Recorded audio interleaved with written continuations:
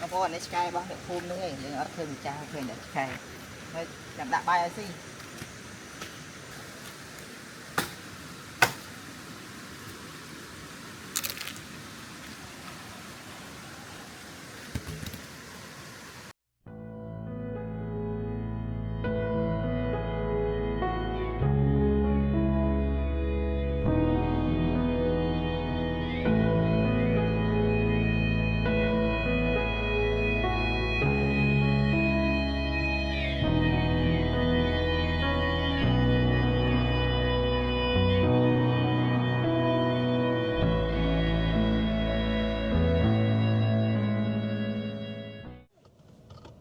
ឥឡូវយើងបានមកដល់ផ្សារឥឡូវយើងចូលទិញបន្លែហើយនឹងជួងអីបន្តិចសម្រាប់យកទៅធ្វើអីញ៉ាំនៅលើភ្នំហ្នឹងឥឡូវយើងចូលតូបចាប់ហួយដើម្បីទិញជួងសារមុនហ្នឹងនៅនឹងផ្សារអត់មានជួងយើងចូលទិញបាន10បន្លែអញ្ចឹងជាមួយយើងទិញជួងហើយយើងចេញដំណើរឡើងផ្លូវលបឿនលឿនតែម្ដងមកដោមែនឥឡូវយើងទិញជួងបានហើយតោះចេញដំណើរទៅតោះឥឡូវយើងធ្វើដំណើរចិត្តដល់ការ៉ាសាំងកាតិចហើយយើងចូលទិញកាហ្វេហើយនឹងម្ឆាម្នាក់មួយកែវយើងបន្តដំណើរទៅទៀតចូលកាតិចតិចទិញកាហ្វេមួយកែវកាតិចហើយ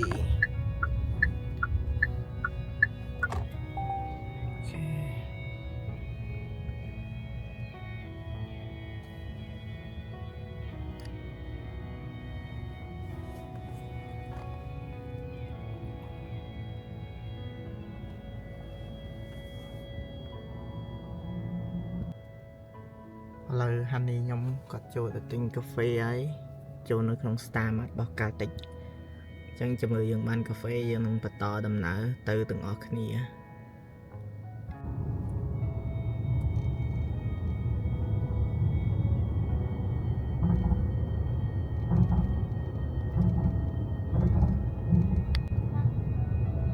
ឡូវយើងមកដល់ច្រកចូលផ្លូវលបឿនលឿនហើយយើងមានកាត ETC អញ្ចឹងយើងចូលតាមច្រក ETC របស់យើងទៅ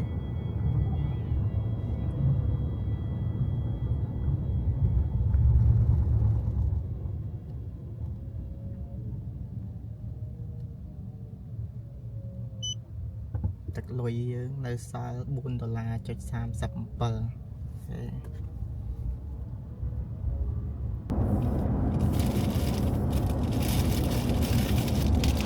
ទៅផឹកកាហ្វេតិចកុំឲ្យងុយដេកបើកឡានផ្លូវលឿនលឿននិ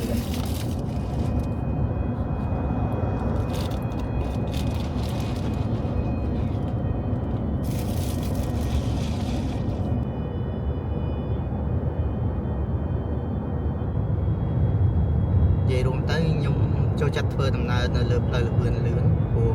ផ្លូវស្រួលហើយយើងបើកកុំព្យូទ័រយឺតទៅយើងសុវត្ថិភាព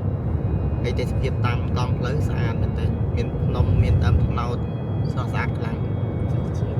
ជិះបែបជាកុំបើកលឿនពេកបងប្អូនអើយធ្វើដំណើរបើកយឺតទៅដើម្បីសុវត្ថិភាពរបស់គ្នាគុំតែទៅដល់ដូចគ្នាគាត់យើងមួយទៅដល់លឿនមួយទៅដល់យឺតអីចឹងមិនខុសគ្នាប៉ុន្មានទេលបឿនប៉ុណ្ណឹងឥឡូវយើងមកដល់ការ៉ាសាំងនៅលបឿនលឿនកន្លែងកំពង់ស្ពឺហ្នឹងយើងចូលនឹងសិនទៅចូលតបទឹកតិចសិនយើងសល់ប្រហែលជា500ម៉ែត្រទៀតដល់ការ៉ាសាំងនៅខាងមុខខាងស្ដាំដៃ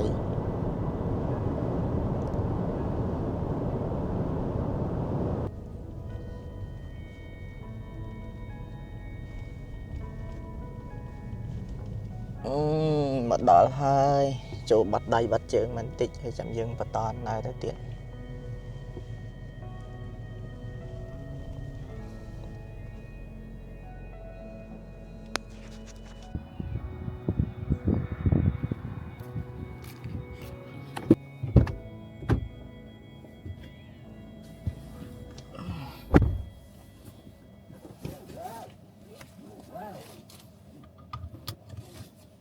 ឥឡូវយើងមកដល់ច្រក train ទីយើងហើយយើងចូលតាម ETC វិញដើម្បីចូលគិតលុយហើយយើងមើលអស់ប៉ុន្មានអស់8 $6.28 ហ្នឹងលុយយើងសល់ហើយ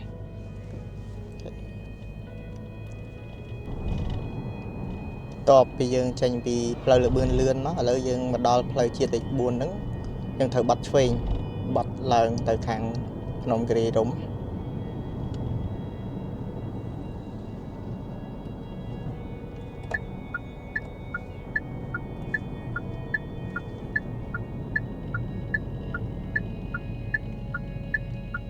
កន្លែងនេះយើងអាចនោះយើងចូលពីខាងនោះមកវិញយើងចូលពីខាងស្ដាំនោះ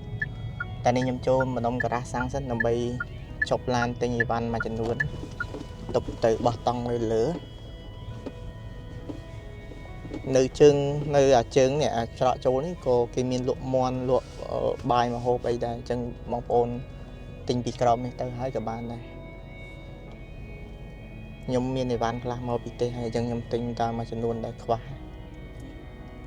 នេះជប់ទិញតកកទិញអីថែមបន្តិច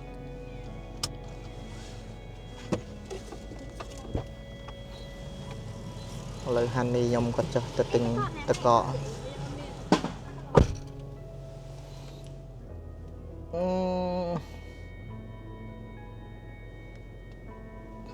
ទិញតកកថែមហើយយើង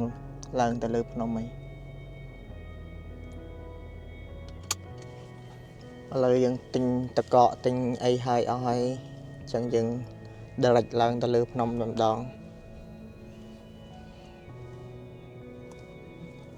ថ្ងៃនេះអត់សូវមានមនុស្សទេថ្ងៃនេះស្ងាត់ចូលចិត្តបែបស្ងប់ស្ងាត់អញ្ចឹងស្រួលបើសិនជាយើងមកចំសៅរ៍អាទិត្យមនុស្សច្រើនអញ្ចឹងអត់សូវចូលចិត្តទេចូលចិត្តបែបស្ងប់ស្ងាត់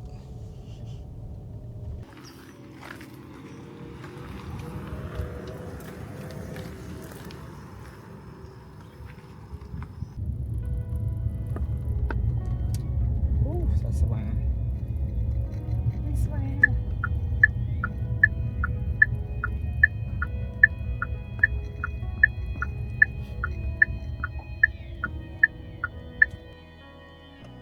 ឥឡូវយើងដល់កន្លែងលោកយាយម៉ៅហើយយើងចុះទិញ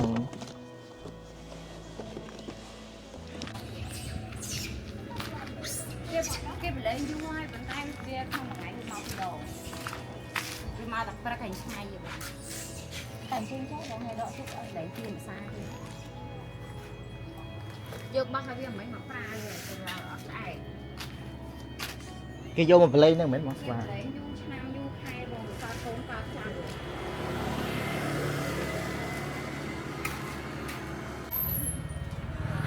អូហូដកកស្វាបន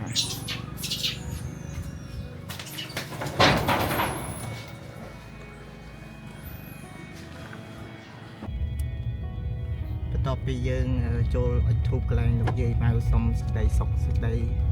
សប្បាយហើយយើងក៏ដើរទៅទៀតកន្លែងមិញសិតតែស្វាបងប្អូនអើយ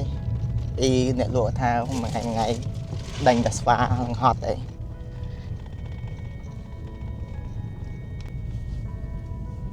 ឥឡូវយើងមកដល់វងមូលមាក់ពាន់ហើយនៅ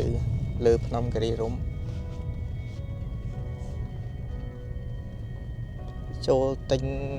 សាច់មាន់បោះអ៊ីតិចមួយចាស់នេះបោះគាត់ដឹងគាត់មានលក់អត់ថ្ងៃនេះអត់មានសៅរ៍អាទិត្យចឹងអូនចុះមើលមកគាត់មាននេះ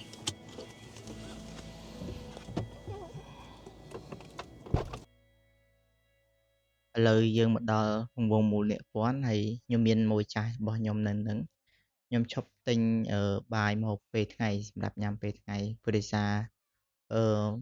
យើងអត់បានត្រៀមពេលថ្ងៃយើងត្រៀមតែសម្រាប់ពេលយប់ហើយនឹងពេលព្រឹកអញ្ចឹងណា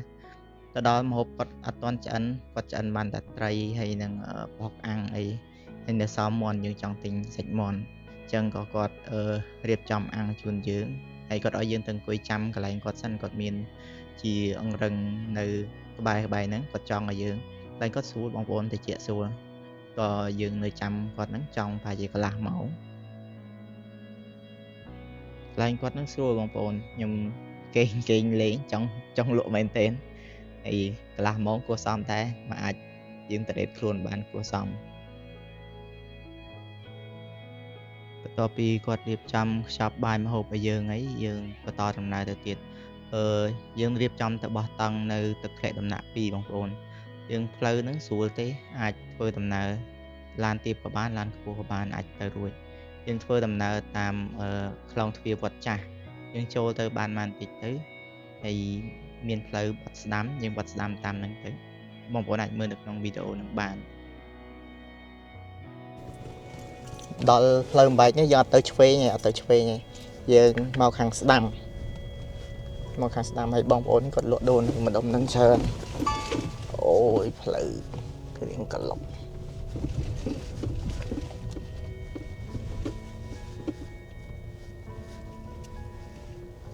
បងប្អូនទាំងអស់គ្នាមកដល់កន្លែងនេះខ្ញុំតាក់ទងទូរស័ព្ទจากអូនស្រីហើយយើងមកជួបគាត់អ្នកលក់ដូរនៅម្ដុំចិត្តបឹងហ្នឹងហើយគាត់មានជួលជាកញ្ចប់ជាតង់ហើយនឹងមានម្ហូបអាហារអីចឹងពេលនេះយើងជប់សួរគាត់មកក្លេតជួយទិញអីគាត់មួយចំនួនដែរយើងមានទិញធូបមូសទិញអីរបស់គាត់ដើម្បីយកទៅបោះតង់ពេលយប់ហ្នឹងឥឡូវយើងបានធ្វើដំណើរមកដល់ទឹកធ្លាក់អីហើយទេសភាពកន្លែងនេះស្រស់ស្អាតខ្លាំងមែនទែនបងប្អូនចឹងខ្ញុំសម្រាប់ថាយកកញ្ចក់មួយនេះទៅបោះគាត់យើងជួលតែនេះយើងជួលតែដបូលរបស់គាត់ទេដោយសារខ្ញុំខ្ជិលតឡើងសម្ភារៈខ្លួនឯងthì យើងតឡើងតតង់របស់យើងទៅបានហើយហើយនេះយើងមានកញ្ចក់ច្រើនជាប់គ្នាមានទឹកធ្លាក់ហូរមកតាមនេះអញ្ចឹងយើងអាចលេងទឹកលេងអីបានអញ្ចឹងឥឡូវយើង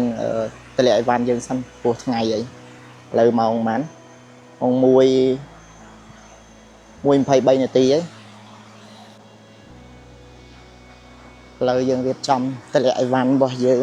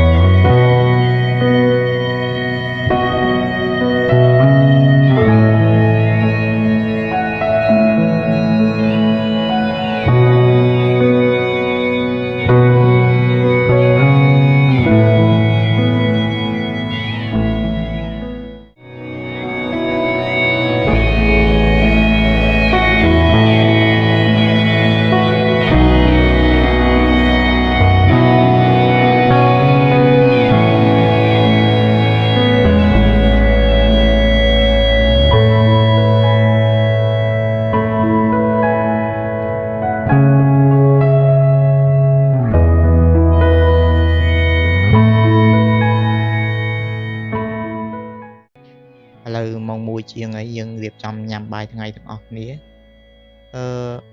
យើងជាស្រ័យបងប្អូនកន្លែងនេះត្រឡប់យើងតាំងពីដើមមកហើយតែទៅ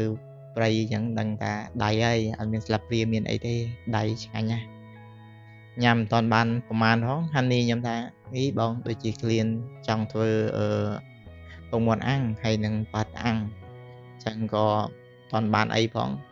ឈប់ញ៉ាំបាយអស់តែពាក់កណ្ដាលបន្ទាប់ពីឮហានីគាត់ថាចង់ញ៉ាំពងមាន់អាំងហើយនឹងប៉ាត់អាំងចឹងក៏យើងទៅកាត់ភ្លើងឲ្យគាត់ហើយកាត់ភ្លើងស្រួលទេបងប្អូនភាសាសម្ភារៈប្រើប្រាស់យើងដាក់មកអស់ហើយចឹងប្រកាត់តែមកផ្លេតឆេះហើយបងប្អូនអើយខ្ញុំប្រកាត់ភ្លើងឆេះហើយបានទៅមិនដឹងប្រកាត់ភ្លើងក្បែរតង់គេង មានណាផ្សែងហុយពេញហ្នឹងហើយដល់ពេលអញ្ចឹងធំពេញតង់អញ្ចឹងក៏សម្រេចចិត្តថារើទីតាំងលើកចក្រានហ្នឹងមកដាក់កន្លែងមាត់ទឹកហូរវិញហើយកន្លែងនេះទេសភាពស្អាតមែនទែនបងប្អូនភ្លើងឆេះបដើអង្គុយមើលទឹកហូរបដើអូយអេមែនទែនកន្លែងហ្នឹង